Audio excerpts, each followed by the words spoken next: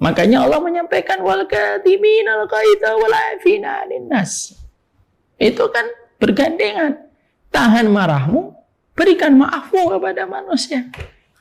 Jadi yang menyuruh kita untuk menahan marah itu Allah. Ini bukan berarti nanti kita tidak memvalidasi, tetap validasi. Oh iya, saya marah, tapi saya ingat rahmatnya Allah. Maka saya menahan kemarahan ini, lalu memaafkannya. Maka pada saat siapapun manusia yang mereka mampu untuk menempatkan posisi hatinya, posisi sikapnya pada kondisi yang semacam ini, mampu dia memberikan maafnya tepat ketika ada orang yang membuatnya marah, itulah lampu ketakwaan itu sudah menerangi relung hati dan jiwanya. Selamat datang di channel Langkah Iman Istiqomah. Jangan lupa like, komen, dan subscribe. Dan semoga kita semua mendapatkan ilmu yang bermanfaat. Amin. Alhamdulillah, tentunya kita senantiasa bersyukur kepada Allah atas seluruh nikmat yang Allah telah berikan pada kehidupan kita.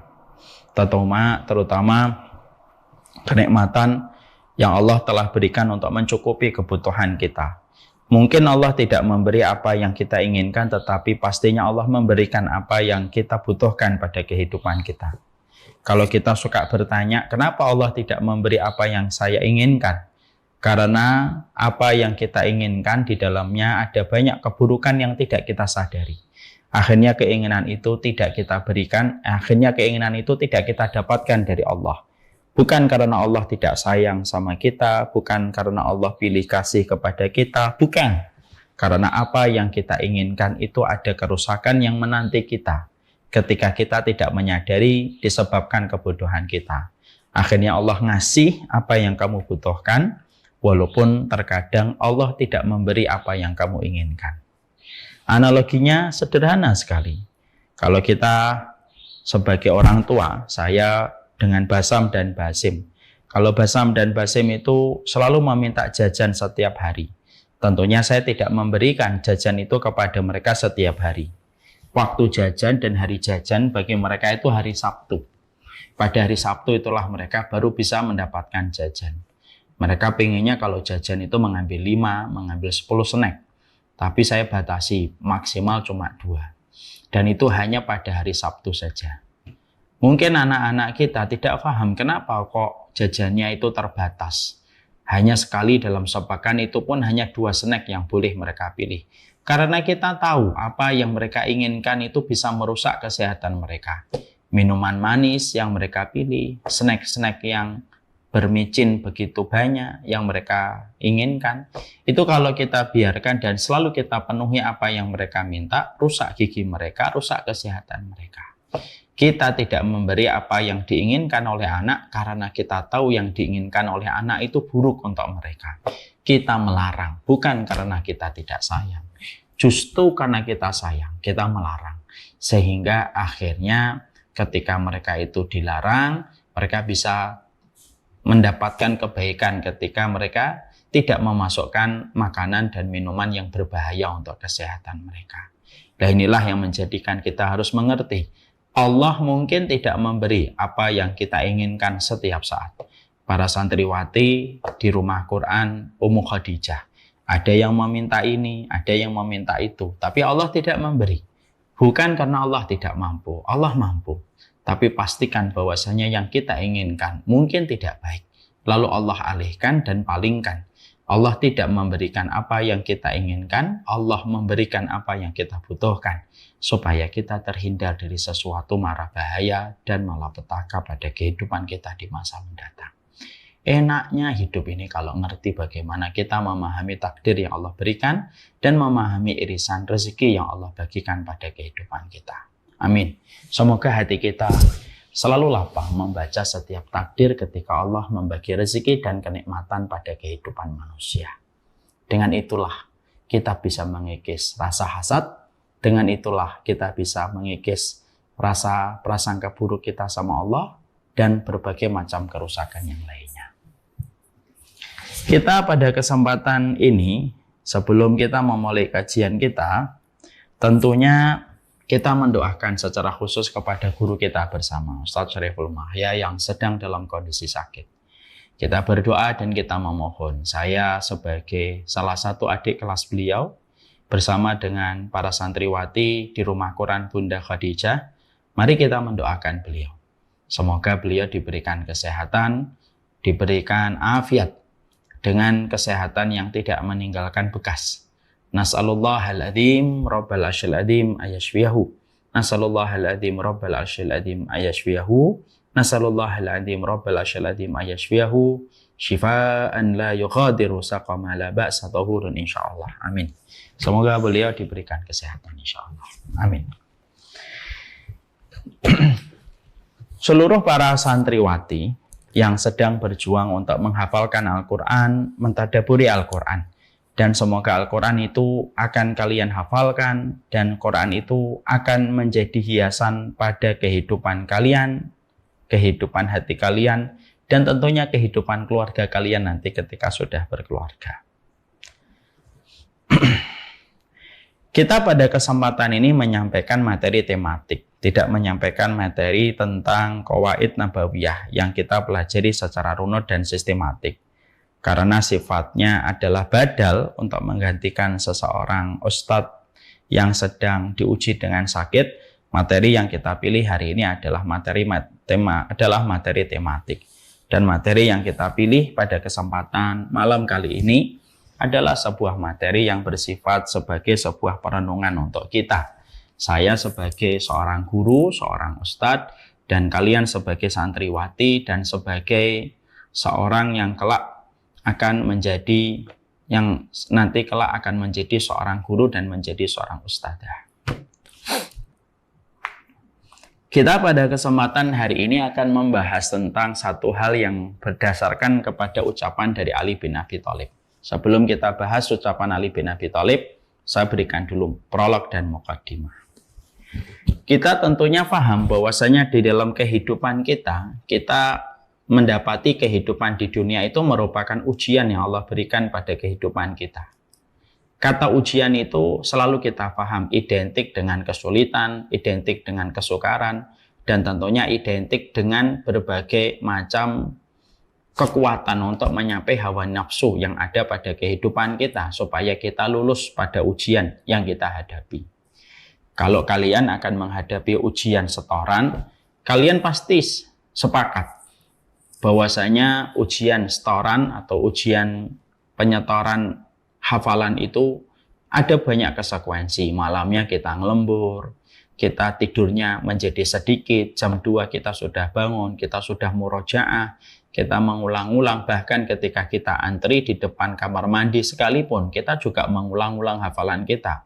Karena kita tahu bahwasanya ujian itu di depan kita. Pasti kesulitan, kesukaran untuk murojaah kita hadapi.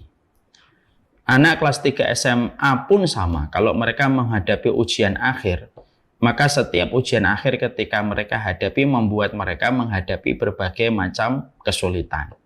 Mereka belajar lebih tekun daripada ketika kelas 1 dan kelas 2. Mereka belajarnya lebih panjang, malamnya lebih begadang, lesnya ditambah, supaya mereka ketika menghadapi ujian akhir pada waktu di kelas 3, mereka tidak mengecewakan diri mereka dan orang tua mereka ketika gagal. Kesulitan itu dinikmati, kesukaran itu dihadapi, supaya kita mampu menyelesaikan ujian yang dihadapi pada tingkat sekolah. Kalaulah ujian sekolah itu menyisakan kepada kita sebuah kesulitan dan kesukaran yang kita harus hadapi pada waktu kita menghadapi ujian, ketika waktunya telah mendekati hari H kita akan ujian. Sama, di dunia ini adalah ujian.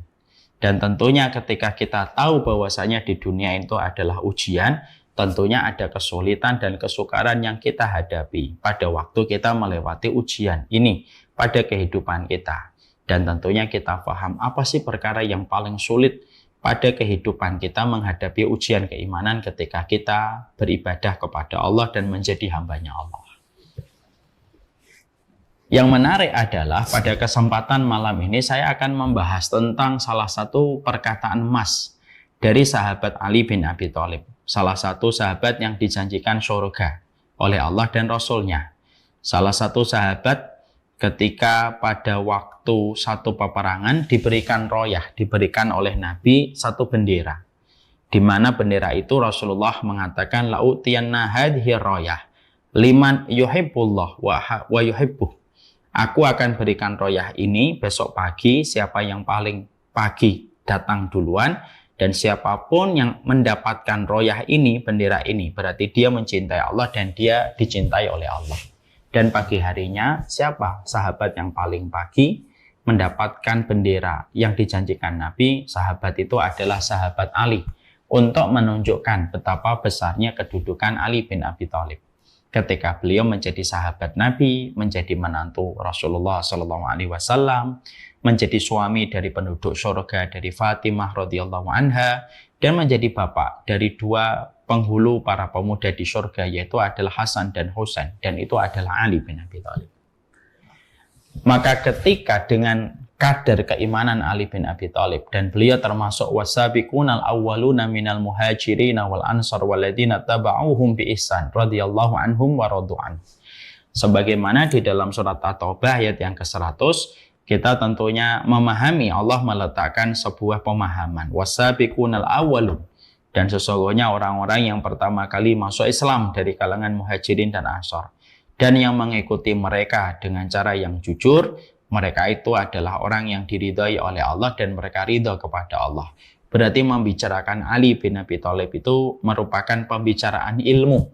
Karena sesungguhnya beliau termasuk di antara as-sabiqunal awwalun dari kalangan muhajirin, dan beliau adalah orang yang telah dinobatkan sebagai orang yang diridhai oleh Allah dan Allah pun ridha kepadanya. Dan dia pun ridha kepada Allah.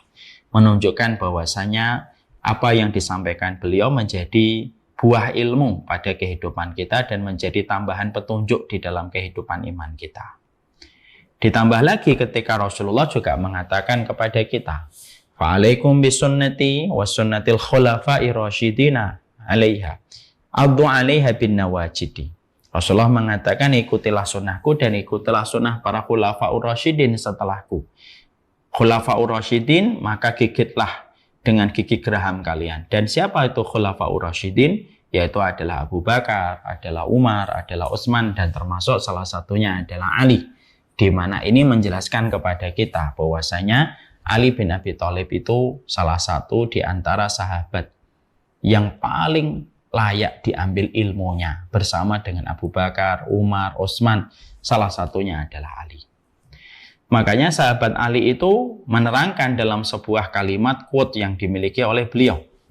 Ini digandingkan dengan prolog yang tadi saya sampaikan bahwasanya di dunia ini adalah ujian. Dan sesungguhnya ketika dunia ini adalah ujian, kesulitannya itu pasti ada. Tetapi sahabat Ali bin Abi Thalib lalu menyampaikan ada ujian yang paling berat pada kehidupan di dunia, dan siapapun yang mengetahui perkara ini pasti tahu betapa beratnya melakukan 4 perkara pada kehidupan iman mereka ketika mereka beribadah kepada Allah. Kalau boleh saya menerangkan dengan tambahan kalimat, kita itu akan menemukan ketakwaan kita dalam 4 perkara yang nanti disebutkan oleh Ali. Siapapun yang mampu melaksanakan 4 perkara yang kita nanti pelajari, berarti dia telah menemukan ketakwaan pada perjalanan imannya.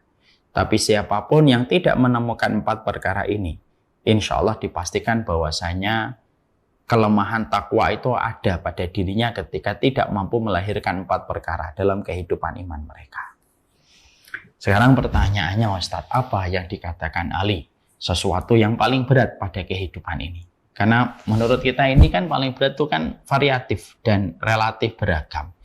Para santriwati di Ummu Khadijah yang paling berat itu ya tikrar, ziyadah, dan murajaah. Ziyadah dan murajaah itu yang paling berat.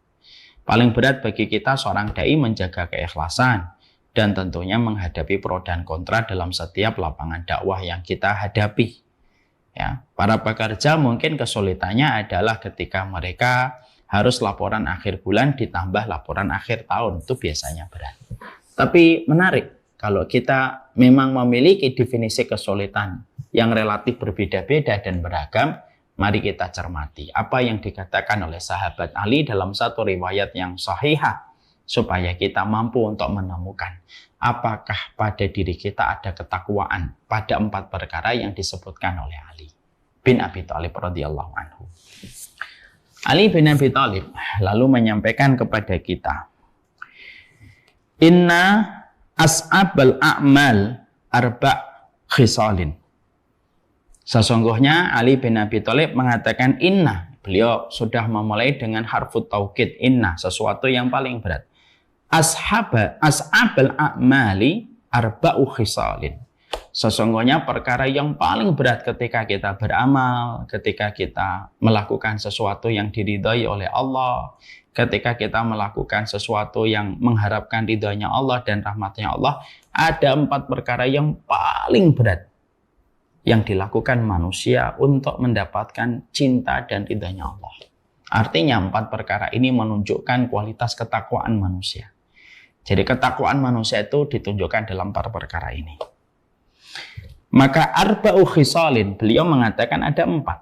Ya, ada 4 perkara yang dikatakan oleh beliau menunjukkan perkara yang betul-betul berat, dan ini merupakan dari sebuah karakteristik keimanan ketika dimiliki oleh seorang hamba. Siapapun yang menemukan 4 perkara ini sudah mampu dilakukan, sudah menjadi kebiasaan, dan sudah menjadi habit, maka dia telah menemukan kebaikan takwanya dan tidak ada yang menolongnya kecuali Allah. Bagi yang belum menemukan 4 perkara ini, hati-hati, dikhawatirkan bahwasanya dia belum menemukan kesempurnaan takwanya pada kehidupan ketika 4 perkara ini belum ada pada kehidupan mereka. Ya, para santriwati yang di sini mulai mikir, apa ya 4 perkara itu? Yang sampai-sampai seorang Ali bin Abi Thalib pun mengatakan itu perkara berat. Kalau yang mengatakan berat Umar Mita, mungkin berat bagi Umar Mita, tapi belum tentu berat bagi Akhi Deden. Kalau yang mengatakan berat itu Akhi Deden, ya mungkin berat bagi Akhi Deden, tapi belum tentu berat bagi santriwati. Ya, karena apa? Kalau yang mengatakan berat itu kita, maka sesungguhnya konsekuensi kata berat yang dia ucapkan itu tentunya belum tentu disepakati oleh orang lain. Tapi kalau yang mengatakan berat itu Ali bin Abi Thalib, berarti ini perkara berat. Karena yang mengatakan itu sahabat Nabi. Yang mengatakan itu adalah orang yang pernah melewati masa-masa berat ketika berjuang di dalam Islam, menjadi orang yang pertama kali masuk Islam, mengalami hijrah, mengalami banyak peperangan, bahkan pernah menggantikan posisi Nabi ketika tidur, ketika Nabi melakukan perjalanan hijrah. Menggantikan posisi tidur itu konsekuensinya mati dibunuh. Berarti kalau yang mengatakan inna as'abal a'mal arba'u hisalin, itu adalah seorang Ali bin Abi Thalib, ini berarti perkara berat. Betul-betul perkara berat. Karena yang mengatakan adalah orang yang kualitas imannya sudah kelas berat. Yang mengatakan ini adalah orang yang imannya sudah kelas berat. Kalau kita kan kelas bulu ringan. Jadi ya tambah berat bagi kita karena kita kelas bulu ringan tapi kita menghadapi masalah yang sama. Maka dikatakan oleh beliau, kata Ali bin Abi Thalib, ada 4 perkara yang paling berat. Tapi kalau kita melakukannya, kita menemukan kesempurnaan takwa pada kehidupan kita. Apa yang pertama yang beliau katakan? Yaitu adalah al-afu indal ghadab. Yang pertama itu adalah kemampuan untuk memaafkan tepat ketika sedang datang faktor yang membuat kita marah. Ya. Jadi as-sabru inda sadmatil ula itu memang benar adanya sabar itu pada goncangan pertama. Permintaan maaf atau memaafkan yang paling utama bukan ketika kamu mendapati orang lain salah, lalu akhirnya berlalu waktu begitu panjang dan begitu lama, lalu kamu perlu waktu puluhan purnama, barulah kamu memaafkan. Itu sudah utama, tapi tidak yang paling utama. Dan itu bukan yang paling berat. Kenapa? Karena ketika kita memaafkan, setelah berlalunya waktu yang begitu lama, lalu baru memaafkan, maka biasanya waktu itu membantu kita untuk meringankan atas memori buruk ketika kita didolimi sama orang. Ya kan? Dia memaafkan setelah 2 tahun, dia memaafkan setelah 3 tahun, dia memaafkan setelah 5 tahun. Ya udahlah, saya maafkan. Wajar, waktu yang menguraikan segala kemarahannya. Walaupun begitu tetap utama dan tetap mendapatkan keberkahan di sisi Allah orang yang memaafkan. Tapi yang paling berat ketika dalam kondisi kita menilai ketakwaan kita, nilai takwamu, wahai seorang hamba, itu diletakkan ketika kamu dalam kondisi mendapati perkara yang membuatmu marah pada saat itu juga, tapi pada saat itu juga kamu langsung menguasai gejolak emosimu, menguasai kemarahanmu, lalu kamu segera mengatakan, saya memaafkan kamu. Walaupun kamu adalah orang yang sebenarnya menzalimi diri saya. Ya. Al-ghadab, ya, al-afu indal ghadabi, yaitu memaafkan ketika marah. Maka kita tentunya mengetahui bahwasanya di dalam surat Ali Imran 134 Allah menyampaikan, ketika Allah menyampaikan tentang definisi ketakwaan, alladzina yunfiquna fis sarra'i wad dharra'i wal kadhimina al-ghaidha wal 'afina 'anil nas. Orang yang bertakwa yang disebutkan dalam surat Ali Imran 133 Uiddat lil muttaqin itu lalu dijelaskan oleh Allah pada ayat 134, alladzina yunfiquna fis sarra'i wad dharra, mereka yang senantiasa berinfak dalam kondisi lapang dan kondisi sempit.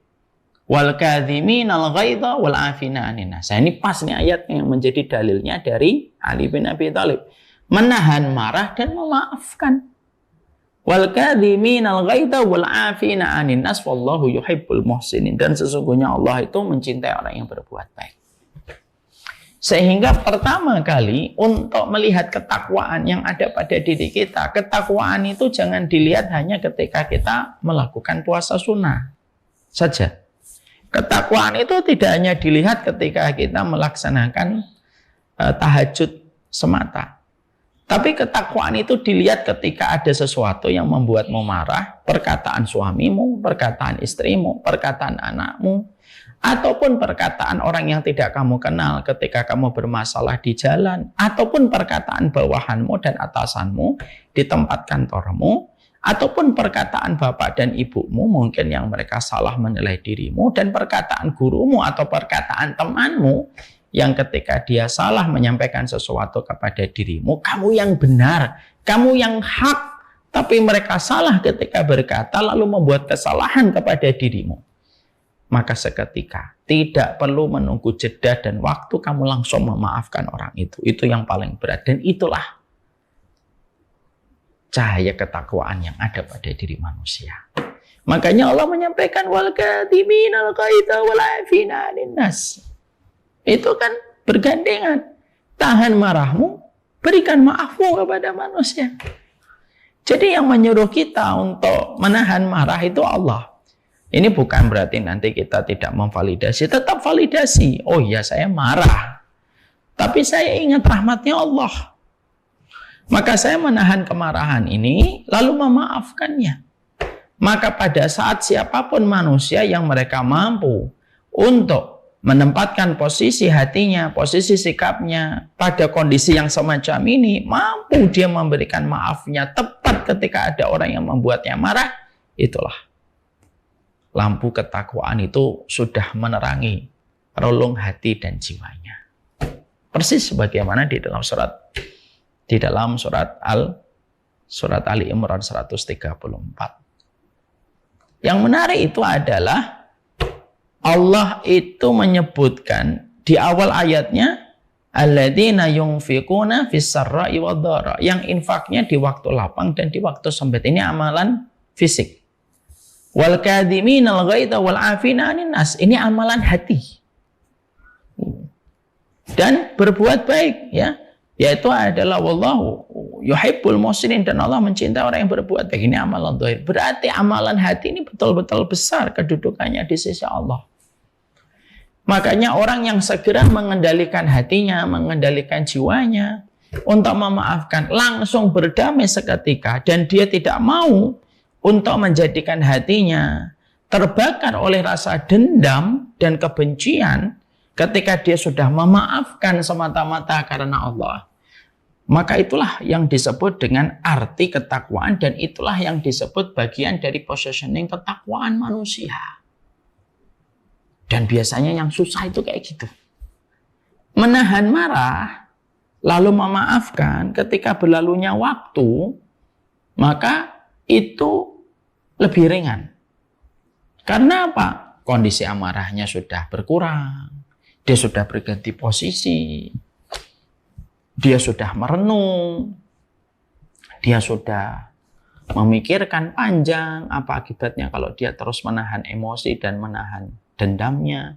Maka setelah itu dia memaafkan, wajar.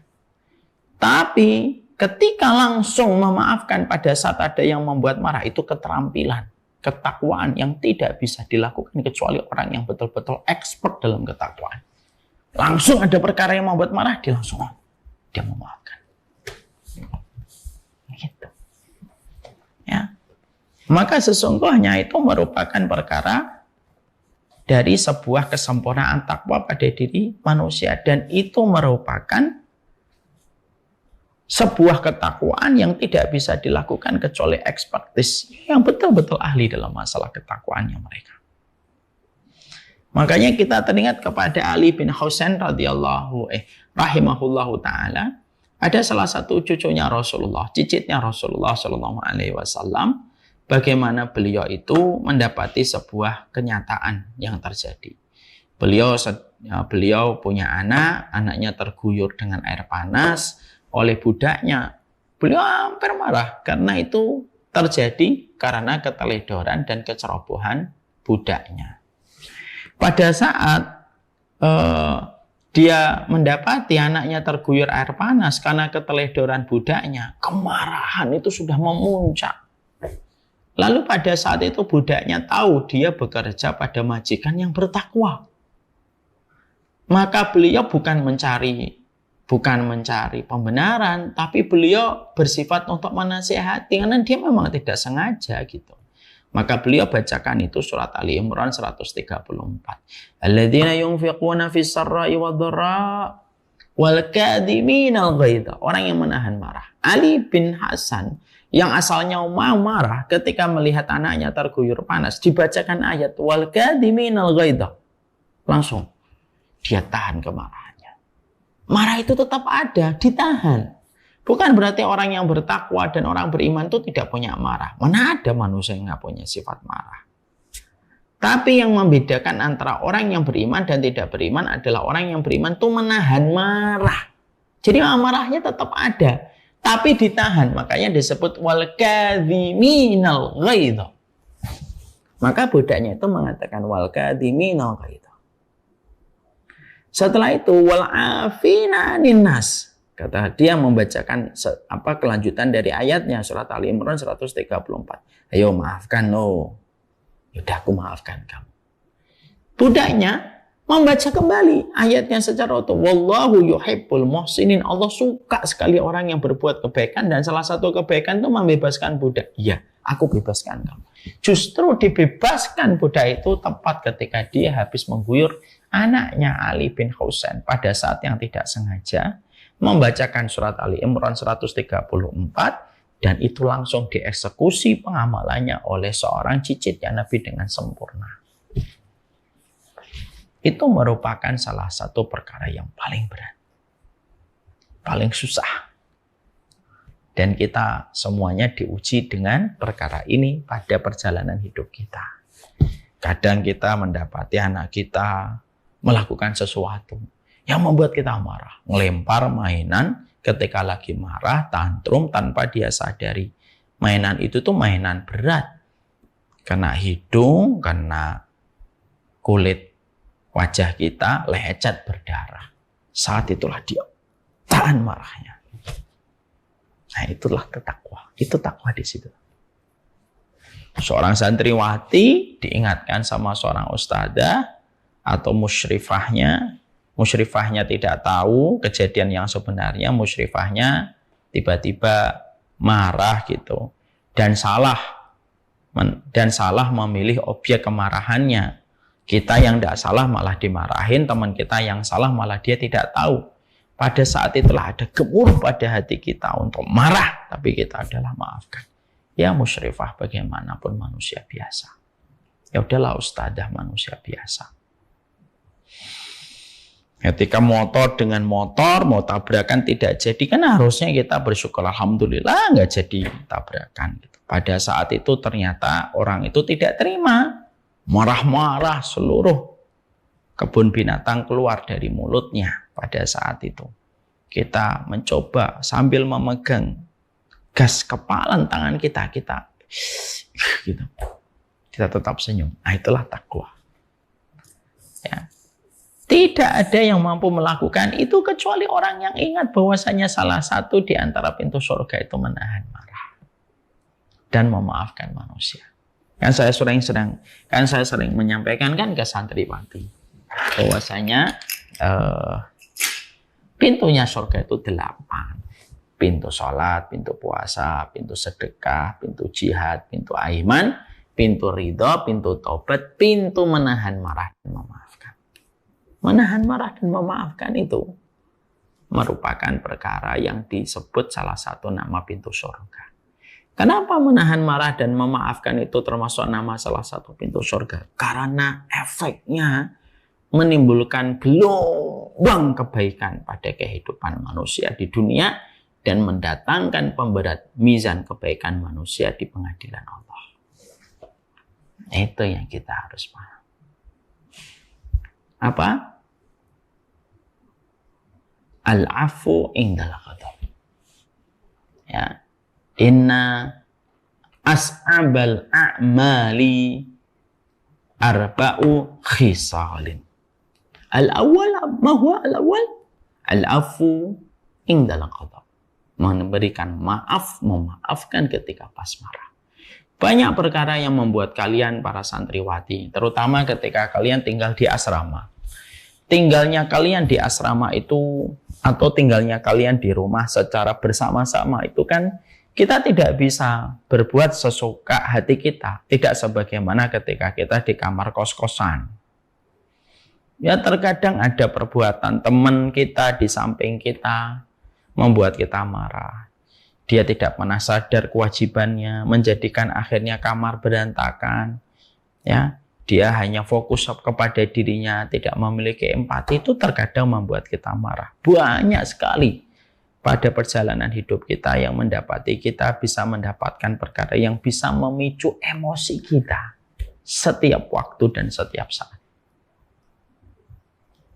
Maka perhatikanlah, siapapun yang mampu memaafkan pas ketika lagi marah, berarti telah tumbuh bangunan ketakwaan pada dirinya. Itu yang pertama. Yang kedua, wal judu fil usrah. Yang kedua itu dermawan ketika dalam kondisi susah. Ya. Dermawan ketika dalam kondisi susah.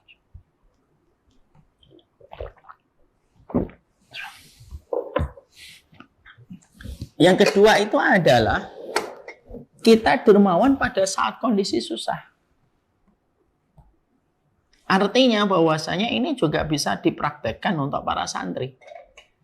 Bahwasanya ketika kalian dalam kondisi struggling, sedang berjuang, menghafalkan, hidup dengan beasiswa yang didapatkan, tapi kalian juga masih terbatas mendapatkan uang jajan dan uang saku. Tapi kalian mampu dermawan wal jud indal usrah, kalian mampu dermawan ketika dalam kondisi susah. Itu merupakan salah satu di antara ketakwaan yang sempurna. Ya, walaupun hanya dengan apapun yang kita miliki. Kita itu berderma bukan menunggu kaya, tapi berdermalah sampai kita dicukupkan oleh Allah. Jangan menunggu cukup baru kita berderma. Berdermalah supaya kita mendapatkan kecukupan di sisi Allah. Kenapa? Tidak akan pernah disia-siakan dan tidak akan pernah di-skip orang yang mereka senantiasa memberi manfaat kepada hamba Allah yang lainnya, kecuali apa yang dia berikan, apa yang dia dermakan, kecuali akan menjadi gaung yang kembali kepadanya dalam bentuk yang lebih besar. Tidak pernah kita dapati orang yang mereka dermawan lalu jatuh miskin akan kedermawanannya. Ya. Dan kita bisa memberi apa saja. Mungkin hanya sebatas mie, mungkin hanya sebatas lontong sayur yang harganya 10.000. Lalu kita berbagi sepekan sekali ketika kita hanya mampu itu. Selebihnya kita sangat terbatas uang jajan yang kita miliki. Wal judu fil usrah, orang yang mereka itu mencoba dermawan ketika dia hanya memiliki harta yang sedikit. Nah, itu termasuk salah satu di antara ketakwaan yang tumbuh pada hatinya. Dan ketakwaan itu menerangi pada jiwanya.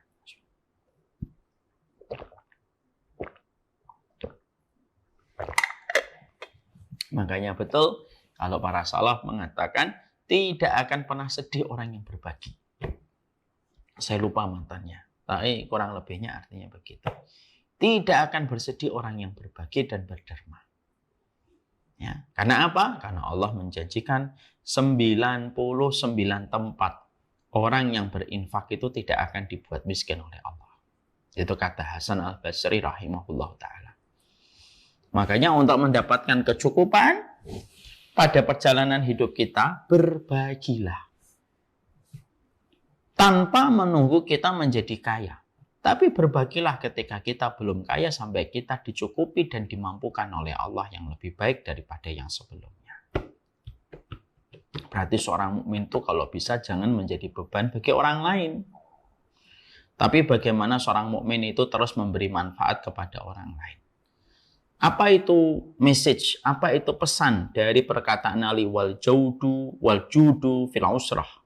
Pesan secara tersembunyi, implisitnya dari perkataan Ali bin Abi Thalib itu apa? Ali bin Abi Thalib ingin mengatakan kepada kita, apapun kondisimu, jadilah orang yang tetap bermanfaat bagi orang.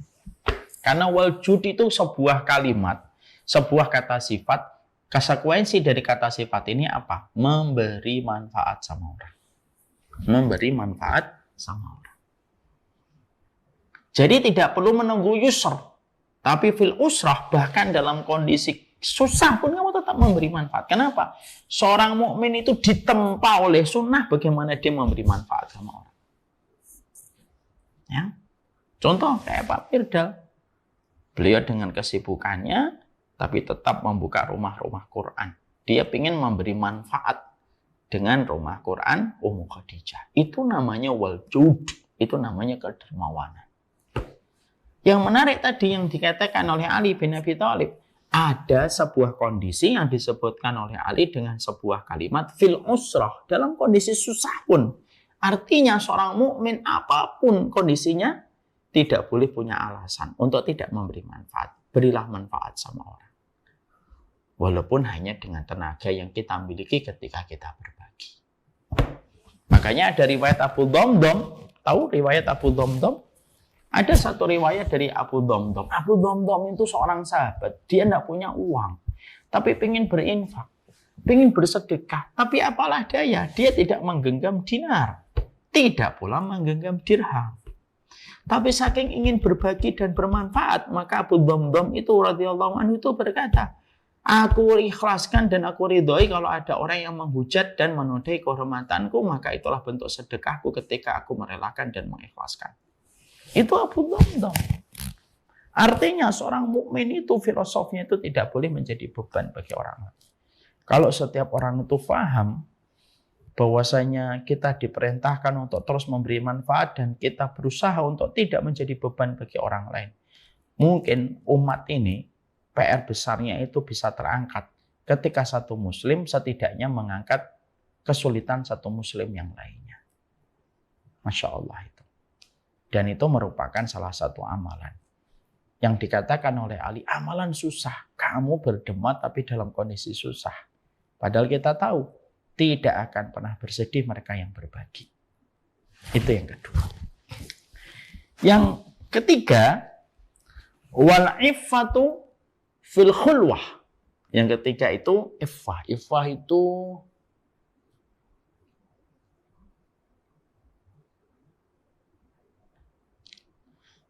itu apa ya?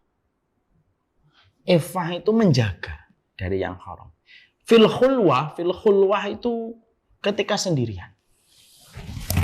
Jadi yang paling berat, yang paling susah yang ketika itu apa? Menjaga keimanan kita, menjaga kesolihan kita ketika sendirian. Itu yang paling susah. Takwa itu bukanlah ketika kita di luar kamar. Tapi takwa itu ketika kita di dalam kamar, ketika sendirian dan handphone ada di tangan kita. Takwa itu bukanlah ketika kita di luar rumah. Takwa itu adalah ketika kita di dalam rumah. Makanya khairukum li ahli. Makanya Rasulullah sampai bersabda, sebaik-baik dari kalian itu yang paling baik sama keluarganya. Kenapa kok indikator kebaikan laki-laki itu pada keluarga? Karena Rasulullah paham. Ada manusia yang baik di luar tapi belum tentu baik di dalam rumah. Makanya dikatakan oleh beliau, wal khulwah wal iffatu fil khulwati. Kamu menjadi orang yang betul-betul menjaga dari yang haram ketika sendirian. Makanya kenapa Nabi Yusuf itu dipuji oleh Allah? Karena beliau menjaga dirinya dari yang haram di tempat yang sendiri. Loh, kok Ustadz mengatakan Nabi Yusuf sendirian? Loh, Nabi Yusuf itu kan berada di kerajaan. Betul, tapi hakikatnya itu sendirian. Karena tidak ada yang kenal Yusuf di Mesir kecuali adalah Yusuf sendiri. Orang itu kalau berada di perantauan ketika tidak ada yang kenal dengan dia, godaan dosanya itu lebih gede daripada berbuat dosa di kampung sendiri yang orang itu mengenalnya dari kecil. Makanya akhirnya beliau, Ali bin Abi Thalib itu mengatakan, wal iffatu fil khulwati. Iffah, kamu menjaga dirimu ketika dalam kondisi sendirian. Tidak menjadi walinya Allah di tengah keramaian, tapi menjadi walinya setan ketika sendirian. Tidak boleh. Kamu menjadi walinya Allah di tengah keramaian, dan kamu menjadi walinya Allah ketika kamu sendirian. Dan yang paling susah itu ya ketika sendirian. Makanya ketika Hasan al-Basri, Abdullah bin Mubarak ditanya, gimana tanda orang yang ikhlas itu? Maka beliau mengatakan, wal mukhlis mimman haluhu fi sarirati khairun min halihi fil alaniyati. Makanya Abdullah bin Mubarak itu berkata, gimana kondisi orang ikhlas itu? Kondisi amalnya ketika sembunyi-sembunyi itu lebih baik daripada kondisi amalnya ketika kelihatan sama manusia. Ada as-sarirah, ada al-alaniyah. Ada terang-terangan, ada yang namanya sembunyi-sembunyi. Nah, yang paling susah itu ketika sendirian. Santriwati itu sebenarnya bukan ketika di rumah Quran Ummu Khadijah. Ya wajar di rumah Quran Ummu Khadijah disaksikan oleh CCTV, dilihat sama musyrifah, dilaporkan ke ustadzah, dilaporkan ke penanggung jawab. Hasilnya semuanya bisa menjadi baik dengan apa yang ada pada peraturan dan apa yang menjadi SOP di sebuah rumah Quran. Tapi sesungguhnya santriwati yang sesungguhnya itu ya ketika pas pulang ke rumah, ketika naik bis, ketika pulang ke rumah, ketika sudah mulai megang handphone, ketika dia sudah melakukan aktivitas di tempat-tempat yang tidak ada teman dan tidak ada musyrifahnya. Itu sebenarnya kondisi ketakwaan kita itu di situ. Ya, maka dikatakan oleh Ali, dan ini bukan perkara ringan, perkara berat. Wal iffatu fil khulwati. Kamu betul-betul menjadi orang yang menjaga fil khulwati ketika dalam kondisi sendirian. Makanya Masya Allah lah, ini kalau memang kita merasa bahwasanya diri kita itu masih lemah penjagaan kita, kalau santriwati, saya, dan semua orang masih merasa lemah, memiliki sifat muraqabah. Sifat muraqabah itu di CCTV-in oleh Allah, dilihat oleh Allah, diawasi oleh Allah. Makanya saya tadi katakan di CCTV-in oleh Allah langsung. Kalau sifat muraqabah kita masih lemah, setidaknya jangan sering-sering sendirian. Apapun alasannya. Karena berapa banyak kemaksiatan terjadi sama manusia, bukan karena dia cinta sama kemaksiatan itu, tapi karena dia tergoda pada saat ketika sendirian, tidak ada satupun orang yang memperhatikan, ditambah sifat muraqabah, sifat CCTV, sifat bahwasanya dia itu diawasi oleh Allah itu lemah. Jadilah apa yang terjadi dan jadilah apa yang buruk yang menimpa. Ya. Ya. Jadilah walinya Allah di tengah keramaian, jadilah walinya Allah di tengah kesendirian. Itu yang ketiga. Yang keempat, kata beliau, wa qaulul haq liman yakhafuhu aw yarjuhu. Yang keempat itu perkara yang berat itu qaulul haq liman yakhafuhu aw yarjuhu. Berkata yang benar kepada orang yang dia takuti dan berkata yang benar kepada orang yang senantiasa diharapkan kebaikan orang itu. Nah, ini dua-duanya memiliki kedudukan yang sama. Yaitu orang yang kita takutin karena kekuasaannya, karena kekuatannya, atau orang yang kita harapkan orang itu banyak ngasih kebaikan untuk kita. Biasanya kita itu akan keluh di hadapan dua orang ini. Di hadapan orang yang ditakutin, banyak orang yang bisa mengubah yang benar jadi salah, yang salah jadi benar. Di hadapan orang yang diharapkan kebaikannya, karena ada satu niatan pamrih yang dia ingin dapatkan dari orang itu, akhirnya apa? Kesalahannya pun kita diamkan, bahkan terkadang kita mencarikan pembenarannya untuk supaya kita mendapatkan pamrih dari orang itu.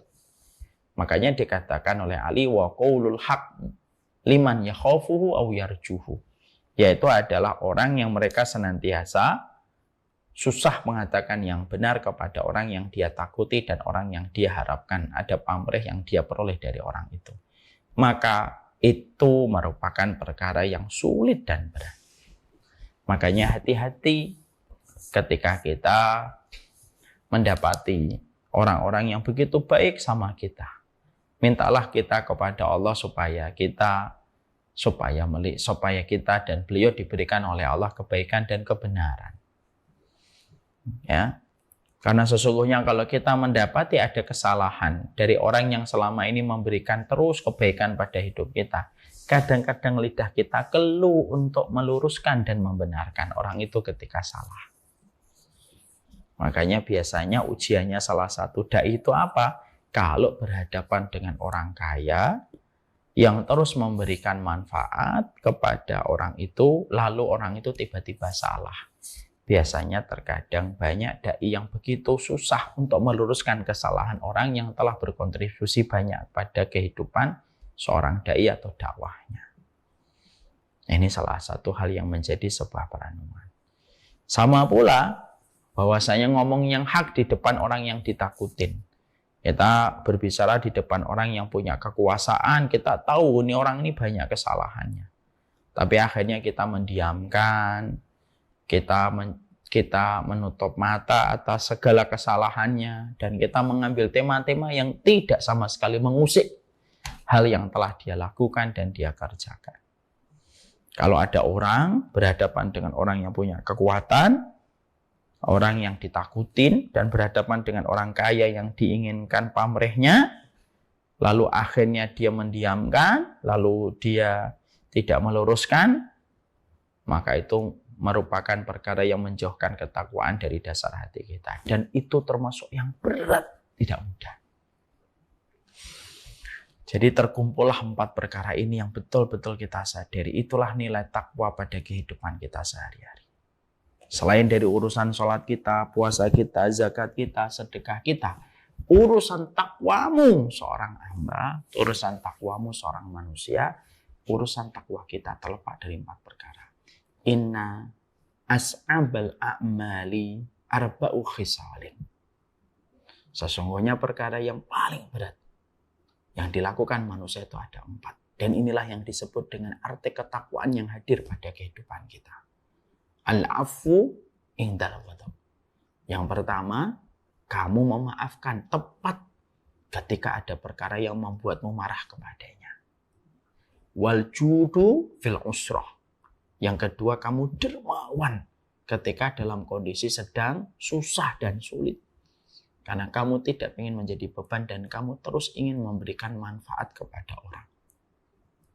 Yang ketiga, wal iffatu fil khulwati. Kamu menjaga larangan pada saat ketika kamu sendirian. Yang keempat, qaulul haq liman yakhafuhu aw yarjuhu. Yang keempat itu kamu berkata yang benar kepada orang yang kamu takutin atau orang yang kamu harapkan pamrihnya karena selama ini terus berbuat baik kepada dirimu. Inilah arti ketakwaan. Carilah ketakwaan kita dari 4 perkara ini. Siapapun yang telah menemukan 4 perkara ini pada hatinya, maka dia telah menemukan bongkahan ketakwaan secara sempurna.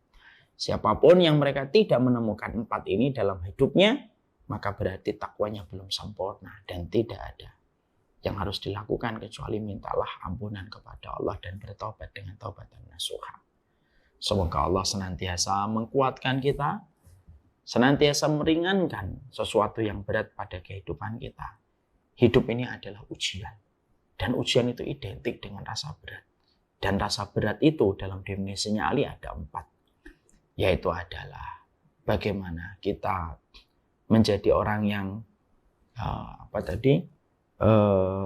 memaafkan ketika ada yang membuat kita marah, bagaimana ketika kita dermawan pada saat ketika dalam kondisi kesulitan, menjadi orang yang terjaga walaupun di tengah kesendirian, dan mampu menjaga perkara yang benar di hadapan orang yang kita takuti dan di hadapan orang yang kita harapkan kebaikannya. Inna as'abal a'mal arba'u khisalin. Al-afu indal qadab, wal judu fil usrah, wal iffah, wal iffatu fil khulwati, wa qulul haq liman yakhafuhu aw yarjuhu. Semoga Allah memberkahi kita dan memberikan kebaikan dalam kehidupan kita. Semoga kita menemukan ketakwaan dalam 4 perkara ini pada perjalanan hidup kita. Wassalamualaikum warahmatullahi wabarakatuh. Saya serahkan kembali kepada Ustaz Dede.